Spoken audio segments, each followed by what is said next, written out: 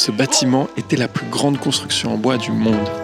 100 architectures japonaises en 100 jours, jour 26. Aujourd'hui, on est au temple Todaiji à Nara. Alors Nara, c'est la première capitale du Japon au 8e siècle et donc elle regorge de trésors nationaux et de monuments qui sont au patrimoine mondial de l'UNESCO. Mais la ville est aussi très connue pour son parc à daims, ces animaux qui étaient considérés comme des messagers divins à l'époque et encore aujourd'hui qui sont protégés et qui circulent librement dans la ville. Alors pourquoi ce bâtiment géant ?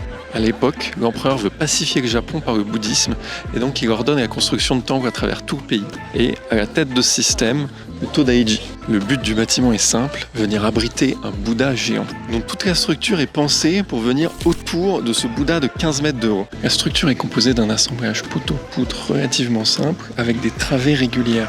Les avant-toits sont très profonds avec de grands porte-à-faux qui sont portés par des successions de consoles, ces petits éléments empilés qui viennent ensuite répartir le poids sur toute la structure. Et ensuite on a ces poutres appelées nuki qui viennent traverser les poteaux et qui servent à limiter le balancement. Au final, c'est vraiment ce Bouddha de 15 mètres qui impose toute l'échec du bâtiment avec des sections de bois gigantesques utilisées pour les poutres et les colonnes. Alors depuis le 8e siècle, le bâtiment a connu plusieurs destructions et reconstructions et le bâtiment qu'on a aujourd'hui, il date en fait seulement du 18e siècle. À l'intérieur, on trouve aussi cette fameuse narine du Bouddha. Il paraît que si on arrive à passer à travers, cela porte chance. Voilà, pendant plus de 1200 ans, ce bâtiment a été la plus grande construction en bois du monde entier.